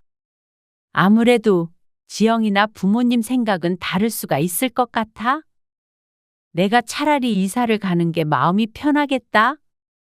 시댁이 원룸이면 창피할 수도 있잖아. 그러자 아들이 서 씨의 말에 고개를 저었습니다. 그러실 필요 없어요. 결혼 다시 생각해 보기로 했으니까요. 근데 그게 나 때문이면 엄마 마음이 편하겠니? 집 때문에 그러는 거면 엄마도 너 아파트 한 채 사줄 능력 돼. 엄마 노후 자금으로 쓰세요. 너 아파트 사주고도 노후 자금 있으니까 그 걱정은 말어. 그냥 결혼할 마음이 있는지 없는지가 중요하지. 우리 입장만 생각하지 말고 지영이 입장에서도 생각해보고 결정해. 그러자 아들이 복잡해 보이는 표정을 지었습니다. 나는 지영이 입장 이해 안 되는 건 아니야. 당연히 결혼할 사람 어머니가 노후 준비가 안 돼 있는 것 같으면 걱정되겠지. 그리고 내 딸이라도 한 번은 말릴 것 같기도 하고 말이야. 생각해 볼게요. 아들은 고민에 빠진 듯 했습니다. 그리고 어느 날 보니 예비 며느리와 화해한 듯 보였습니다. 지영에게서 오랜만에 전화가 와서 알게 되었습니다. 어머니, 집을 사주신다고요. 그래. 아들 결혼하는데 그 정도는 생각하고 있었어. 예비 며느리는 얼떨떨한 눈치였습니다. 너희는 혼수만 채워서 살아. 아, 감사해요. 예비 며느리는 어리둥절해 했지만 기뻐했습니다. 서 씨의 경제 사정에 대해 이 정도면 의문이 풀렸나 싶었습니다. 그리고 서 씨는 집을 부동산에 내놨습니다. 집이 팔리면 적당한 크기의 아파트로 이사를 할 생각이었습니다. 그리고 시간이 지나 상견례 날이 되었을 때 예비 사돈의 말을 듣고는 서 씨는 충격을 받았습니다. 원룸에 살고 계신다고 들었는데 어디서 돈이 나서 집을 해준다고 그러는지 모르겠네요. 지영이 말 들어보니까 여행만 다니고 일도 안 하신다면서요. 그렇게 내일이 없는 것처럼 사시는데 있는 돈 다 써버리고 나중에 물려주지도 않고 애들한테 노후 책임지라고 그러는 거 아니죠? 아, 그럴 리가 있겠어요. 아들도 놀란 눈치였는데 예비 며느리는 아무 말도 안 하고 제 부모가 서 씨에게 쏟아내는 소리를 듣고만 있었습니다. 혹시나 해서 저희 입장을 말씀드리는 건데요. 결혼식은 집을 먼저 산 다음에 진행하는 걸로 하죠. 당연히 식 올리기 전에 집은 사야죠. 그게 아니고요. 집을 먼저 해주는 조건으로 예식 날짜를 잡고 한다는 거죠. 제 말은. 그리고 솔직히 원룸에 살면서 재산이 있다는 말은 믿기가 힘들어서 그런데요. 뭐 그런 경제 상황을 좀 증명을 해줬으면 해요. 증명이요? 아니, 막말로 그렇잖아요. 돈 있는데 그런데 사는 사람 본 적 있어요? 저희가 그걸 어떻게 믿어요? 그리고 집 해준다고 해놓고 대출을 목구멍 끝까지 받거나 그럴 줄 어떻게 알고 덜컥 저희 딸을 주나요? 이게 상견례를 하러 온 건지 취조를 하러 온 건지 모를 분위기였습니다. 서 씨가 뭐라 대답을 하려는데 아들이 나서서 말했습니다. 왜 저희 어머니 집 때문에 자꾸 이런 이야기가 나오는 건지 모르겠네요. 지원을 안 해주시는 것도 아니고요. 지금 못 살 곳에 살고 계시는 것도 아니고요. 나이 60 먹고 원룸은 못 살 곳이 맞지. 그리고 원룸 살아서 잘 모르실 수도 있는데 요즘 집 1, 2억으로 못 사는 거 아시죠? 그러면서 눈초리는 서 씨를 위아래로 훑었습니다. 기가 막혔습니다. 지영이가 결혼하는데 보태주지 않으신다고 들었는데 이런 말씀하시는 건 아닌 것 같네요. 뭐? 당연히 그쪽에서 집을 해준다고 했으면 그 정도 확인은 해도 되는 거 아니야? 아니, 제가 집 사준다고 했잖아요. 아들 결혼하는데 아무리 못해도 6억은 보태줄 생각이에요. 대출을 받아서 큰 집을 사던지 그건 아들이 선택할 문제고요. 6억이요? 그러자 예비 사돈과 며느리의 표정이 달라졌습니다. 네. 그러고도 노후는 끄떡 없으니까 그 부분은 걱정 안 해도 된다고 제가 누차 말했는데요. 지영이 너한테도 그랬잖아. 카페에서. 저는 그냥 하신 말씀인 줄 알고. 그래서 지금 우리를 모욕하려고 상견례 하자고 한 거야? 아들이 화가 난 음성으로 예비 며느리에게 물었습니다. 그런 게 아니라 상황이 그랬잖아. 확실히 하는 게 우리 결혼 생활에도 좋을 것 같아서 그렇지. 그럼 지영이 너는 집을 안 해가면 나와의 결혼 생활이 안 좋을 거라는 얘기야? 아니, 애초에 결혼을 안 했겠지? 아들의 표정이 일그러졌습니다.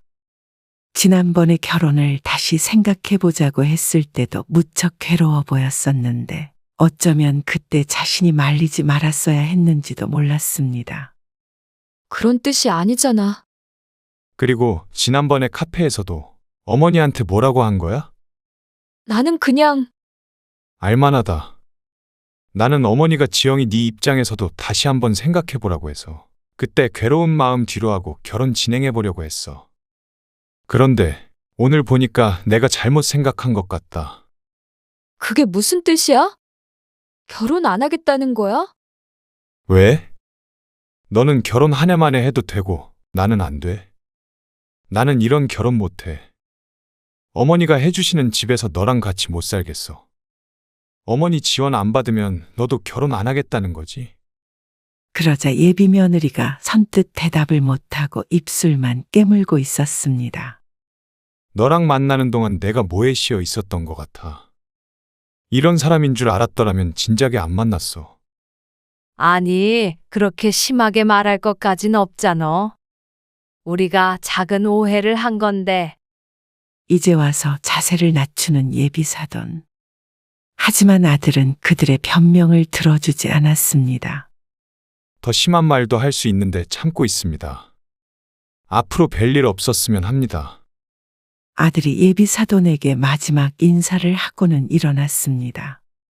어머니, 가요. 아들을 따라서 가면서도 많은 생각을 하게 되었습니다. 이사를 가지 않고 전에 살던 곳에서 계속 살았다면 상황이 달라졌을까 하고 말이죠. 하지만 고개를 저었습니다. 낡은 빌라를 보고는 또 무슨 생각을 할지 몰랐습니다. 그저 낡고 작은 집, 오래된 차, 이런 게 싫은 사람에게 아무리 설명을 해도 소용이 없는 일이었습니다. 다음 날 지영에게서 전화가 왔습니다. 제가 죄송해요. 저희 부모님도 그런 의도는 아니었어요. 서글픈 목소리로 말하는 예비 며느리. 하지만 서 씨는 이미 다정하고 싹싹했던 예비 며느리의 얼굴이 바뀌는 순간을 알아버렸기에 이제 와서 가족이 될 수는 없을 것 같았습니다. 나한테 이래봤자 소용이 없어. 주호 마음이 돌아섰는데 어쩌겠니? 단단히 화가 난 아들은 그날 이후로 예비 며느리를 차단했습니다. 연락이 되지 않으니 자꾸 서 씨에게 전화를 하는 듯 했습니다. 앞으로는 나도 전화를 안 받을 거야. 어머니, 이만 끊을게. 그리고 서 씨는 부동산에 집을 내놨던 것을 취소했습니다. 아들의 뜻이었는데 자신의 결혼 때문에 서 씨가 이사를 해야 하는 게 말이 안 된다고 했습니다. 또다시 이런 일이 있을까봐 걱정하자 앞으로는 그런 사람과는 만나지 않을 테니 걱정 말라고 했죠. 어쩌다 일이 이렇게 됐는지 마음이 안 좋았습니다. 또 누군가는 예비 며느리처럼 생각할 수도 있기 때문에 고민도 되었죠. 인생 짧아요. 하고 싶은 거 하면서 사세요. 아들의 말이 아니었다면 자신을 탓하며 살았을 것입니다. 그래서 쓸데없는 걱정은 하지 않기로 마음먹었습니다. 아들의 말대로 하고 싶은 거 하면서 살기에도 짧은 인생이고 남들 시선 때문에 큰 집에 살고 좋은 차를 탈 이유는 없었습니다. 그래서 서씨는 다시 여행 갈 준비나 했습니다. 그리고 행복한 삶을 살았죠.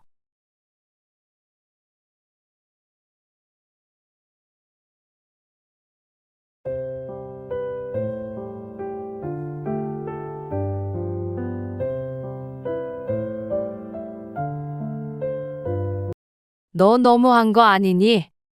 멀쩡하게 살던 집을 팔게 했으면서 너희 미국 간다고 이렇게 나 몰라라 해? 같이 가자고 하는 것까지는 바라지도 않아. 내 착각이었으니까 그건. 그러면 집은 해결을 해주고 가야 할 거 아니냐? 아니, 어머니. 같이 갈 줄 알았던 게 저희는 더 이해가 안 가요. 한국에서 모시고 살았다고 미국에서까지 모시고 살아야 하는 거예요? 너무 당황스러웠어요. 뭐? 모시고 살기는 누가 모시고 살았다는 거야? 너희 힘들다고 그래서 내 집 팔아서 합친 거잖냐. 여태 애들 키워주고 뒷바라지 해줬더니 이제 와서 이렇게 나오는 게 말이 돼? 어머니, 집안일 해주신 건 알겠는데 저희도 어머니랑 같이 사는 자식 입장에서 스트레스가 없었던 건 아니에요. 너무 어머니 입장에서 생각하시면 안 돼요. 죄송해요. 제가 제대로 말씀을 드렸어야 되는 건데. 미국까지 같이 살 생각하신 줄은 몰랐어요. 그래도 이렇게 따질 일도 아니고요. 그냥 합가에서 큰 집에서 같이 살다가 사정이 생겨서 원래대로 분가하려고 하는 거잖아요. 이렇게 감정적으로 나올 일은 아니라고 생각해요. 입은 삐뚤어졌어도 말은 바로 하랬다. 원래대로 되돌리려면 내 집도 돌려줘야 할 것 아니야? 너희 정말 너무하는 거 아니니? 아니, 너무하는 건 어머니세요. 그러면 그 오른 집값까지 저희한테 토해내라는 말씀이세요? 그러면 미국은 빈털터리로 가나요? 그냥 어머니가 전세로 작은 집으로 가시면 되는 거잖아요. 오늘 이야기 속 주인공은 72세 성여일 씨입니다. 그리고 그녀의 아들 이용석과 며느리에 관한 이야기이죠. 힘들 땐 실컷 도움받아 놓고는 필요 없어졌다고 순식간에 헌신짝 버리듯 부모를 버리는 아들 며느리를 보고 송 씨는 절망했습니다. 부모 자식 간의 사랑은 늘 내리사랑이라지만 그렇다고 자식이 부모를 내치는 것이 정당화되는 것은 아니었습니다. 갓난아이였던 손주들이 초등학교에 입학하는 시간 동안 아들 며느리를 위해서 뒷바라지 해주었습니다. 그런데 이제 와서 늙은 어머니만 두고 떠나겠다는 아들 내외의 말에 송 씨는 망연자실했습니다. 주변에서 비슷한 이야기를 들었을 때 안타깝다고는 생각했지만 그 이야기 속 주인공이 자신이 될 줄은 꿈에도 몰랐던 유 씨. 이제 자신의 살 길은 스스로 찾아야 했습니다. 늘 사랑했고 안타까웠던 아들은 이제 없었습니다. 새로운 가정을 꾸리고 키워준 부모를 제 손으로 내치는 아들만이 남아있었죠. 송 씨는 10여 년 전에 남편과 사별했고 아들 하나, 딸 하나가 있었습니다. 2살 터울의 아들, 딸을 남편과 함께 열심히 교육시켜서 둘 다 서울에 있는 대학을 졸업시켰습니다. 현재는 서울에서 평범하게 직장 생활을 했고 아들, 딸 모두 먹고 살 만큼 벌 때쯤 결혼을 했죠. 아들이 먼저 결혼을 했고 딸도 2년 뒤에 바로 식을 올렸습니다. 그리고 자식들이 결혼할 때는 전부 반씩 보탰는데 각자 작은 아파트에서 결혼 생활을 시작했죠. 딸의 남편은 회계사였는데 돈을 잘 벌었고 아이도 없이 맞벌이를 해서 곧 집을 넓혀갔습니다. 그런데 아들은 결혼한 지 얼마 안 돼서 자식 둘을 연년생으로 줄줄이 낳았습니다. 그러느라 며느리가 일을 쉬게 되어서 경제적으로 풍요롭지는 않았죠. 좀 도와주세요. 애들 봐주면 다시 회사 나갈 수 있대니? 네, 그러니까 가끔씩만이라도 좀 도와주세요. 회사 나가면 시간이 자유롭지 못하니까요. 알았어. 아들의 요청에 성씨가 손주들을 종종 돌봐주게 되었습니다. 그래서 며느리도 곧 복직을 할 수가 있었죠. 그런데 그것도 애가 둘일 때나 가능한 일이었습니다. 저녁에 아들네 집에서 애들을 봐주고 있는데 퇴근한 아들 며느리가 조심스럽게 송씨에게 말했습니다. 요 며칠 얼굴이 까슬하던 며느리의 표정이 더욱 좋지 않았죠. 저 사실 셋째 가졌어요. 뭐? 갑작스러운 셋째 소식에 송씨가 놀란 눈을 크게 떴습니다.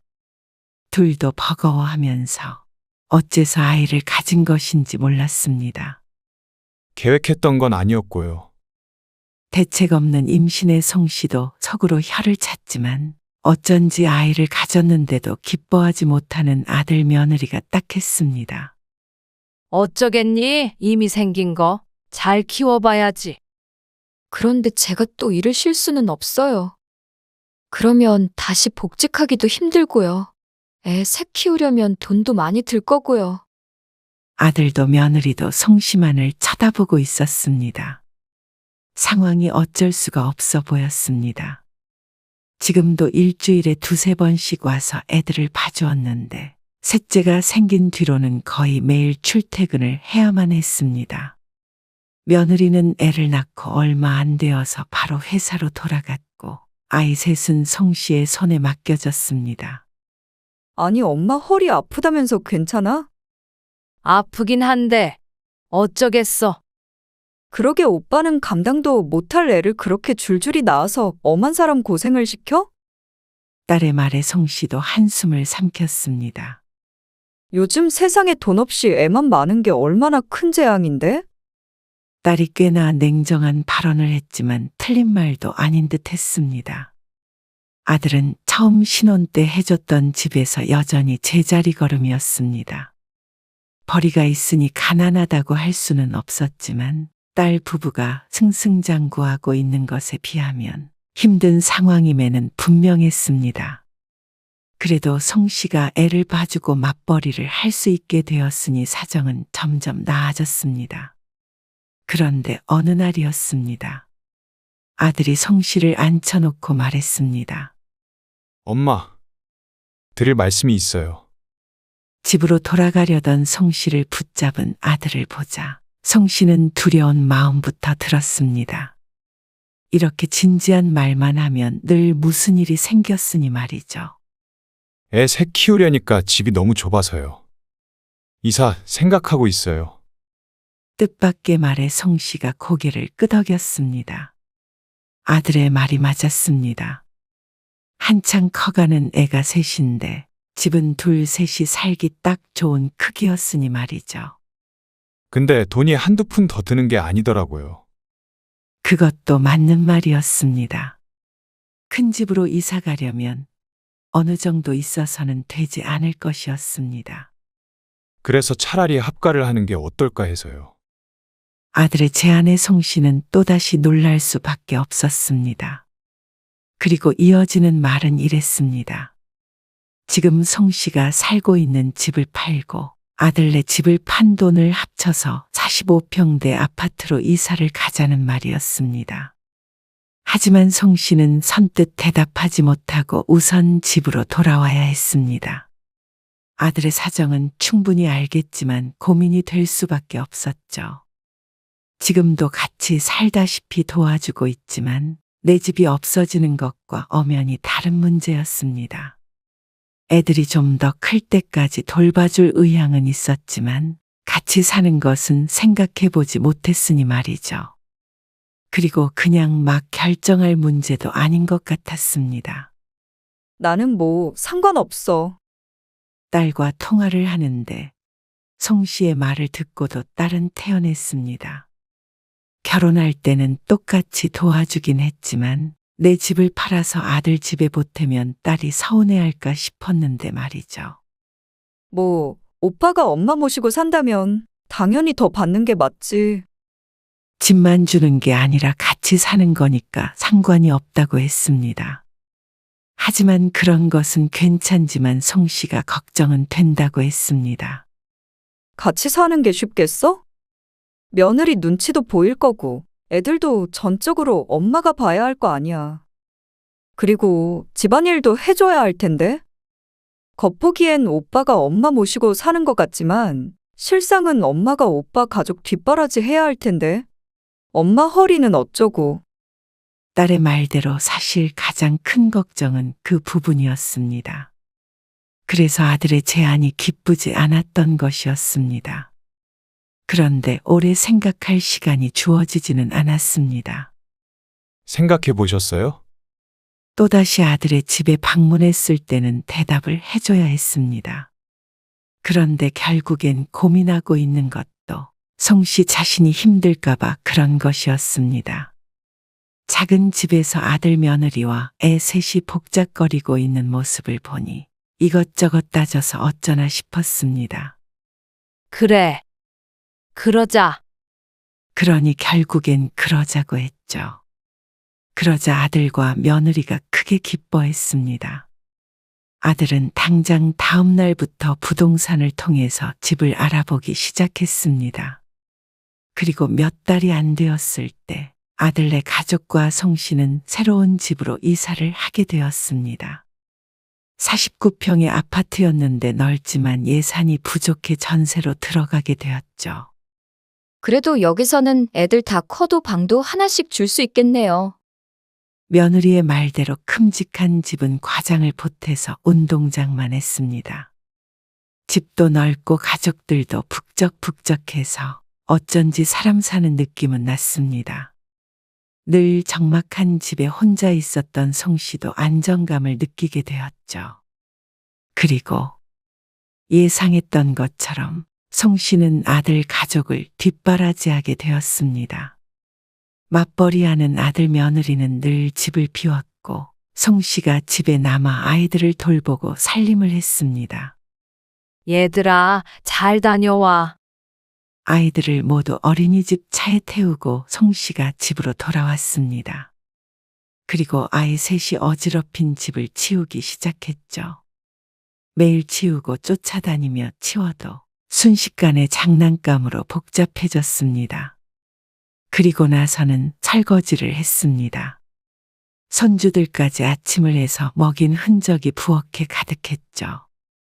설거지를 마친 뒤에는 빨래를 하고 또 반찬 준비도 하면 어느덧 아이들이 어린이집에서 돌아올 시간이 되었습니다. 아이 셋을 밥도 먹이고 씻기면 아들 며느리가 돌아올 시간이 되었고 말이죠. 그렇게 저녁을 차려서 먹고 나면 하루가 갔습니다. 하루도 빠짐없이 반복되는 일상이었습니다. 아이들이 커가는 만큼 송 씨는 늙어갔고 어느덧 시간이 흘러서 막내 손자까지 초등학생이 되었습니다. 그런데 같이 사는 날이 길어지니 또 다른 문제도 있었습니다. 어머니, 오늘 성준이 가방에 물병이 없었대요. 들으셨죠? 퇴근해서 돌아온 며느리가 식탁 위에 가방을 탁 소리가 나게끔 내려놓았습니다. 거친 동작으로 외투를 벗어서는 식탁 의자에 걸어놓으며 말했습니다. 아니, 다른 날도 아니고. 현장 학습에 물도 안 싸주시는 게 말이 돼요? 아침에 분명히 넣는다고 넣었는데. 며느리가 싱크대 앞에 놓여있던 물병을 들며 말했습니다. 그럼 이건 뭔데요? 송 씨도 아까 전에 손자가 집에 와서 하는 소리를 듣고 깨달았습니다. 성준이 오늘 하루 종일 물도 못 마셨대요. 다른 친구는 입대면 안 된다고 물도 안 나눠주고요. 아침에 도시락 싸느라고 정신이 없었어. 그래도 잘 체크를 하셨어야죠. 지난번에는 성우 포크도 안 넣어주셨잖아요. 다른 일도 아니고 애들 일에 제대로 신경을 안 쓰시면 안 돼요. 정말. 알았어. 집에만 계시는데 그렇게 정신 없으시면 이제 아침에 애들 가방은 제가 싸던가 할게요. 아니야, 너 바쁘잖아. 그러니까요. 바쁘니까 이런 걸로 속상하게 하지 말아주세요. 부탁드려요. 입으론 부탁한다고 했지만 부탁이 아닌 타박의 말이었습니다. 새벽부터 일어나서 새 손주들 도시락을 쌌는데 정신없는 와중에 한 실수였습니다. 하지만 며느리는 사람을 잡을 것처럼 굴었습니다. 알았다고 하는데도 한참을 뭐라 그러더니 신경질적으로 방으로 들어가 버렸죠. 점차 이런 날이 늘어갔습니다. 아이들이 크니 전처럼 쫓아다니면서 돌봐주지는 않아도 됐지만 챙겨야 할 것들이 많아졌습니다.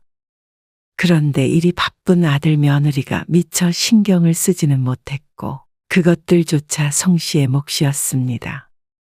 하지만 아무리 노력해도 송 씨가 하는 일이 모두 며느리의 마음에 꼭 들 수는 없었습니다. 합가 후에 먹고 살기는 좋아졌는데 정작 합가에 대한 며느리의 불만은 늘어갔습니다.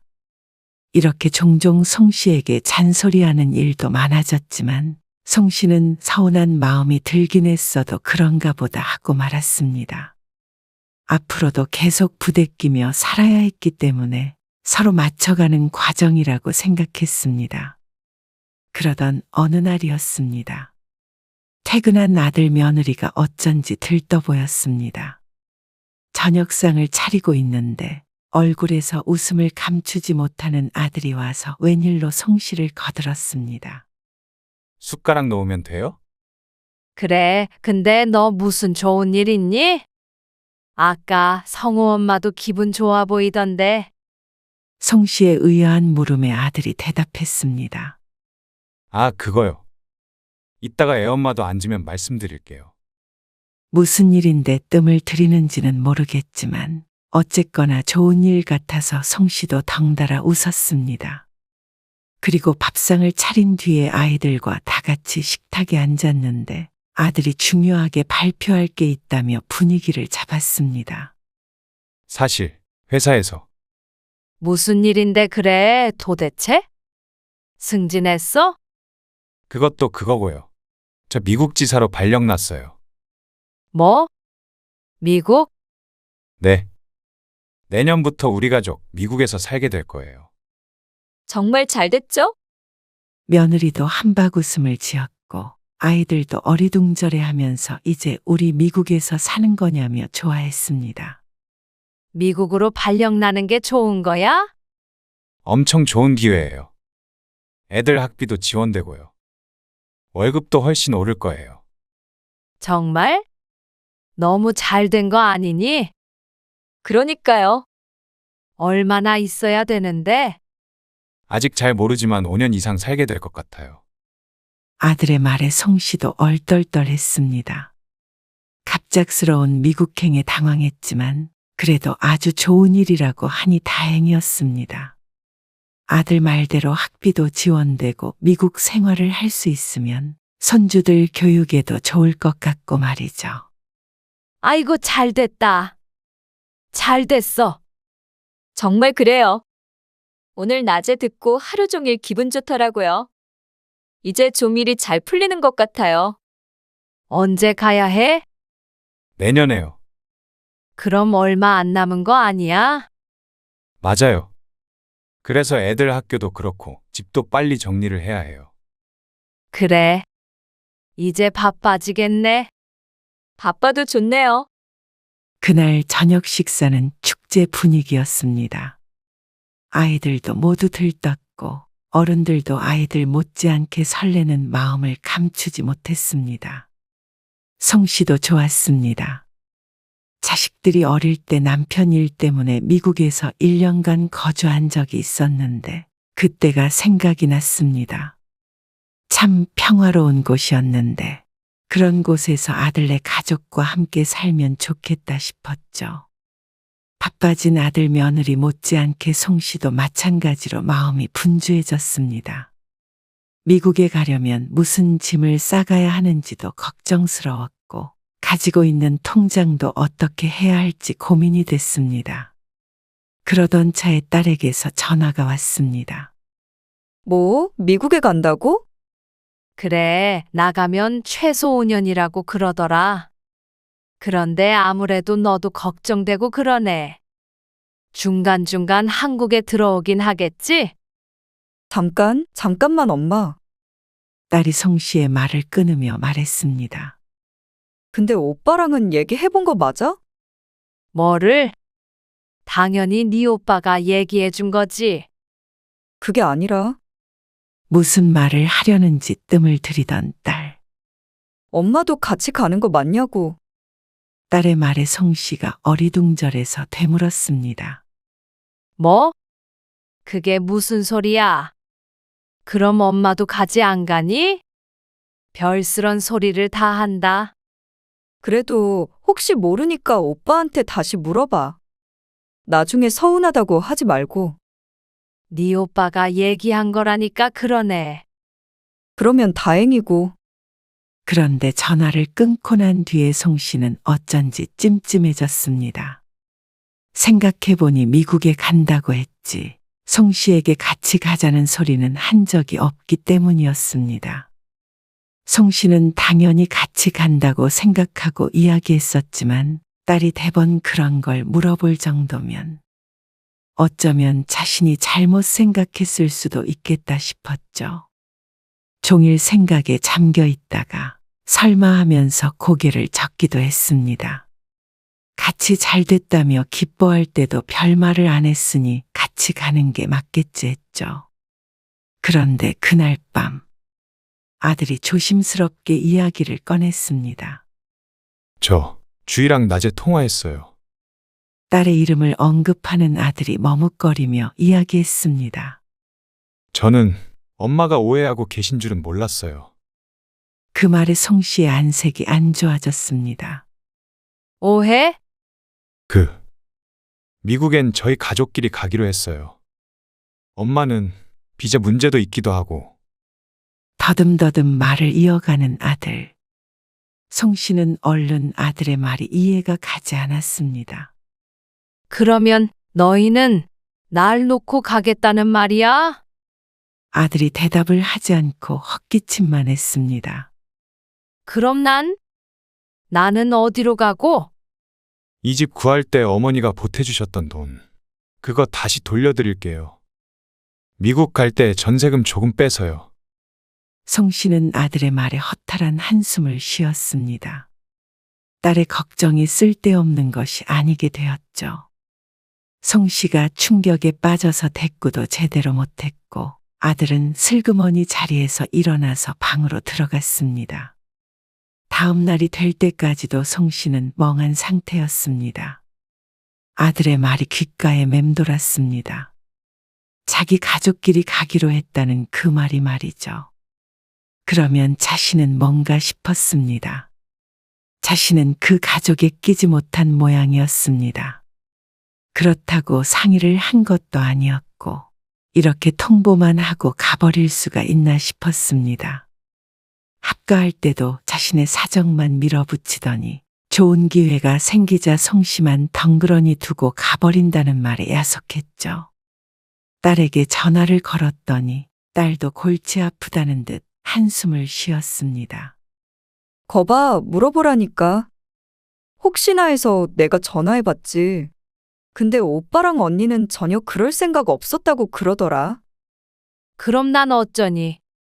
어쩌긴 어째. 자기들끼리 간다는데 엄마도 얼른 집 알아봐야지. 그러곤 딸이 한숨을 쉬며 말을 이었습니다.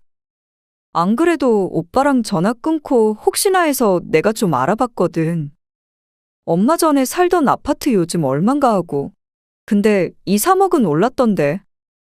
주변도 다 마찬가지고. 엄마 돈 가지고는 다시 그쪽으로는 못 갈 것 같아. 아무래도 경기도 쪽으로 좀 빠져야겠더라. 딸의 말에 머리가 지끈거렸습니다.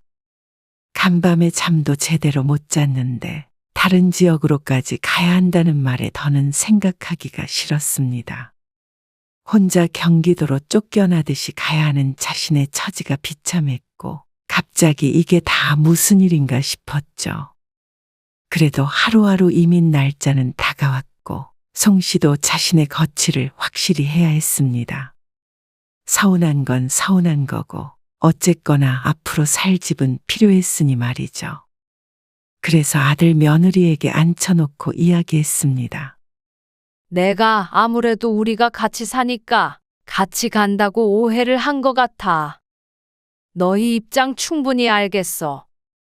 어쨌거나 이제 너희도 곧 떠나야 하니까. 나도 살 집을 좀 알아봤거든. 근데 말이야. 그리고 딸이 말했던 상황을 아들 내외에게도 설명했습니다. 그 돈 가지고는 이쪽에 집을 살 수 없다는 말에 며느리는 당황했고 아들은 잠시 침묵하더니 입을 열었습니다. 저희가 해줄 수 있는 금액이 그거밖에 없어요. 그것도 저희 입장에서는 무리하게 되는 거예요. 미국에 가서 살려면 회사 지원이 있어도 그래도 돈이 꽤 많이 드니까요. 그러면 내 집은? 주위 말대로 경기도로 이사하시거나 아니면 전세로 얻으시는 수밖에 없죠. 남의 일처럼 이야기하는 아들이 어이가 없었습니다. 내 집도 사라졌고 이제는 낙동강 오리알 신세가 되었습니다. 너 너무한 거 아니니? 멀쩡하게 살던 집을 팔게 했으면서 너희 미국 간다고 이렇게 나 몰라라 해? 같이 가자고 하는 것까지는 바라지도 않아. 내 착각이었으니까 그건. 그래도 집은 해결을 해주고 가야 할 거 아니냐. 그랬더니 옆에 앉아있던 며느리가 적반하장으로 따졌습니다. 아니, 어머니. 서울 집값이 오른 걸 저희 보고 어떻게 하라는 말씀이세요? 그리고 같이 갈 줄 알았던 게 저희는 더 이해가 안 가요. 한국에서 모시고 살았다고 미국에서까지 모시고 살아야 하는 거예요? 당황스러웠어요. 뭐? 모시고 살기는 누가 모시고 살았다는 거야? 너희 힘들다고 그래서 내 집 팔아서 합친 거잖냐. 여태 애들 키워주고 뒷바라지 해줬더니 이렇게 나오는 게 말이 돼.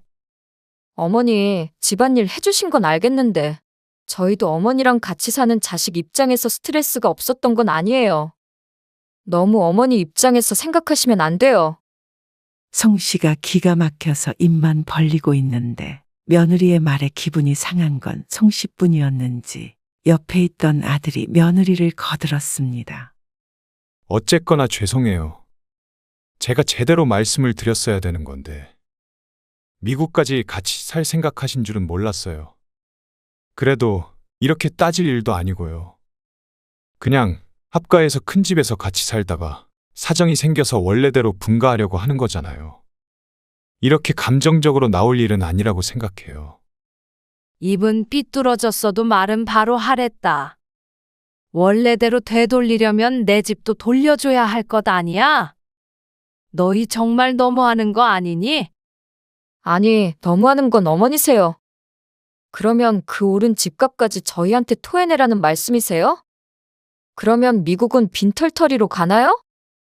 그냥 어머니가 전세로 작은 집으로 가시면 되는 거잖아요. 송 씨는 답답한 가슴을 주먹으로 쳤습니다. 미국에 같이 안 가는 것이야 이해는 됐습니다. 저들끼리 미국에서 살고 싶기도 하겠고 비자 문제도 있다고 하니 같이 못 가는 사정은 이해 못할 것도 아니었습니다. 하지만 어떻게 이렇게 무책임한 말만 하고 알아서 하라는 식으로 나오는지 몰랐습니다. 결국엔 아들 며느리도 끝까지 모르쇠로 일관을 했고 송 씨도 어찌하지 못한 채 대화가 끝났습니다. 그리고 그때부터는 서로 말을 하지 않는 냉전이 시작이 되었죠. 아들 내외가 출근하고 난 뒤 또 청소를 해야 하는 자신의 처지가 처량했습니다. 일이 왜 이렇게 됐나 싶었습니다. 이 집에서 나라는 사람만 쓸모없는 존재가 된 듯했죠.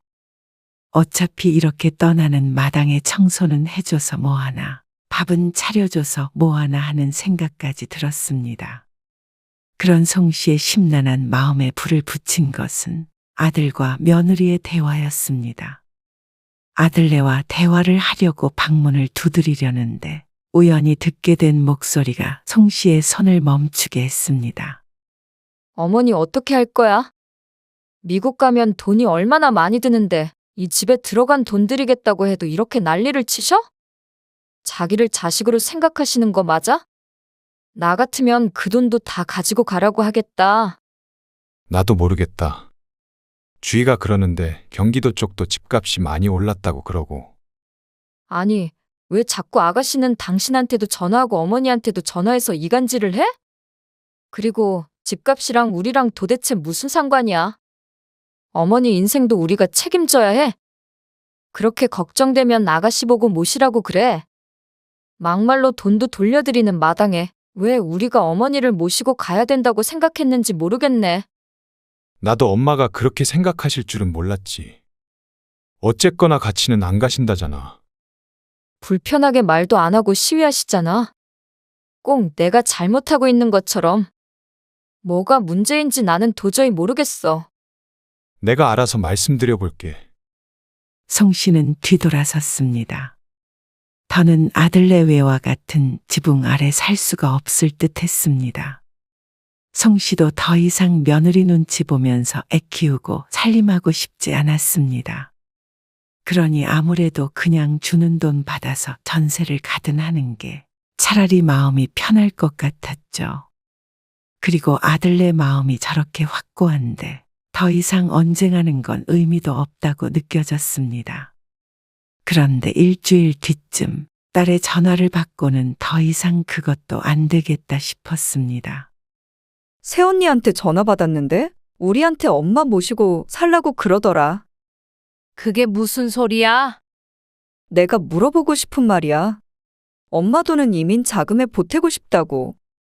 미국 가면 돈이 많이 필요하다면서. 집값도 올랐으니까 이왕 이렇게 된 거 나한테도 모시고 살래. 여태 자기들이 그렇게 했다고. 그게 공평하지 않느냐고. 근데 엄마도 알다시피 우리 둘만 살기로 해서 애도 안 갖기로 했는데 내가 어떻게 정서방한테 부모님 모시자고 그래. 시어머니 편찮으셨을 때도 한 번도 나한테 모시자고 한 적도 없는데. 딸의 말을 듣고는 송 씨는 할 말을 잃었습니다. 이제는 자식에게 버려진 기분마저 들었습니다. 자신이 평생 한 것이라고는 자식을 위해 헌신한 것밖에 없는데 그 끝에 남은 게 고작 이런 취급이라니. 송 씨는 그 길로 바로 집을 나섰습니다. 그리고 한 건물 로비로 들어가서 한가운데 서 있었습니다. 1시간가량 서 있자 경비원으로 보이는 사람이 무슨 일로 왔냐고 물었습니다. 아, 이용석이라고요. 이 회사 직원이에요. 내가 그 직원 엄마인데요. 할 말이 있어서 찾아왔어요. 그러자 고개를 갸웃거리더니 이상한 사람 취급이었습니다. 로비 한복판에 우두커니 서 있으니 이상한 사람이 맞긴 맞았죠. 일부러 전화하지 않고 찾아간 것도 송 씨의 의도였습니다. 20분쯤 지나자 아들이 헐레벌떡 뛰어왔습니다. 엄마, 여기 무슨 일이세요? 그리고 전화를 하시지 왜 여기서 이러세요? 너 미국 발령 나는 것 때문에 내가 할 말이 있어서 왔지. 큰 목소리로 말하자 아들이 송 씨를 서둘러 데리고 나갔습니다. 집에서 얘기하자며 떠미는데 송 씨가 마지못해 집으로 돌아와 있자 퇴근한 아들 내외가 난리가 났습니다. 왜 그러시는 건데요? 전화를 하시거나 집에서 말씀하시면 되잖아요. 거기에 1시간 넘게 서 계셨다면서요. 회사 사람들이 수근거려요. 네가 집에서 나를 투명인간 취급하니까 어쩔 수가 있니? 내 돈 지금 당장 줘라. 돈이요? 갑자기 그게 무슨 말이세요? 내 집 한 돈 그거 달라고. 그러자 며느리가 찔끔하는 표정으로 물었습니다. 혹시 아가씨랑 통화하셨어요? 그래. 그러자 며느리가 겉보라며 화를 냈습니다. 딸이 자신과 아들 사이를 이간질한다며 말이죠. 내 돈 안 주면 회사에 또 찾아갈 거야. 왜 우리 아들을 미국에 보내서 나를 집 없는 사람 만드냐고. 거기서 고래고래 소리 지를 거라고. 아, 도대체 왜 그러세요? 가면 월급도 많이 주고 좋은 기회라고 그랬으면서 엄마 돈까지 다 뜯어갈 셈이니? 뜯어가다니요. 아, 드릴게요. 어머니가 주셨던 돈 드린다고요. 그 돈이랑 오른 집값도 쳐서 통장에 넣어라. 전에 살던 그 아파트로 갈 테니까. 말이 돼요? 그 돈이 얼만데요? 그래? 거기에다가 여태 너희 뒷바라지하고 애들 키워준 월급도 계산해서 줘. 뭐라고요? 어머니, 왜 자꾸 어머니만 희생한 것처럼 말씀하세요? 그럼 너희는 뭘 희생했어? 할 말을 잃은 며느리에게 송씨가 쏘아붙였습니다.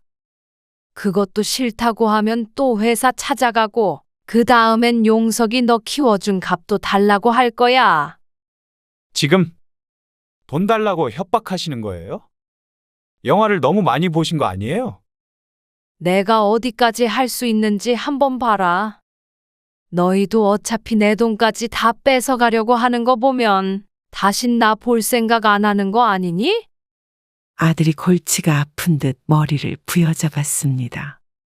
그리고 며느리도 송씨의 말에 기막혀 했지만 더 이상 반박하지는 않았습니다. 오늘 회사에 찾아간 것을 보니 앞으로도 못할 것 없다고 생각한 듯 했습니다.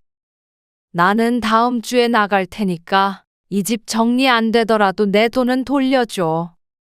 알았지? 안 그러면 우리 아들 제발 한국에서 근무하게 해달라고 내가 회사 찾아가서 좀 빌어보련다. 아, 어머니, 송씨는 자리에서 일어나서 방으로 들어가 버렸습니다. 더 이상 조율할 문제도 아니었습니다. 아들이 자신에게 통보했듯이 송씨도 아들 며느리에게 통보하고 문을 닫았습니다. 가슴이 뜨겁고 얼굴에 열이 올랐습니다. 그리고 눈가도 붉어졌죠. 결국엔 이런 결말을 맞게 되는 듯 했습니다. 집 팔아서 자식과 합가한 결과가 참 속이 쓰렸습니다. 하지만 송씨가 독하게 마음먹지 않았다면 딸 집으로도 가지 못하고 아들에게도 버림받아 오도 가도 못하고 단칸방을 전전하게 될지도 몰랐습니다. 아들이 진정으로 그걸 바라고 그런 결정을 했는지 궁금하기도 하고 또 궁금하지 않기도 했습니다. 이러나 저러나 이제 와서 모든 걸 되돌릴 수는 없었습니다. 아들은 일주일 뒤에 어떻게 마련했는지 모를 돈을 돌려주었습니다. 거기엔 오른 집값도 포함이 되어 있었습니다. 돈을 받은 뒤에도 씁쓸한 감정은 사라지지 않았습니다. 그렇지만 이 돈도 없다면 늙은 부모는 시체나 마찬가지였습니다. 어차피 일은 자식이었고 더 이상 내 노후까지 손해보면서 희생할 생각은 없었습니다. 송씨는 그 돈으로 아들의 집을 곧장 나와서 전에 살던 아파트로 이사했습니다. 그리고 아들은 몇 달 뒤에 집을 정리해서 미국으로 떠났다고 딸에게 전해들었죠. 마음은 공허했지만 이것도 시간이 지나면 채워질 것이었습니다.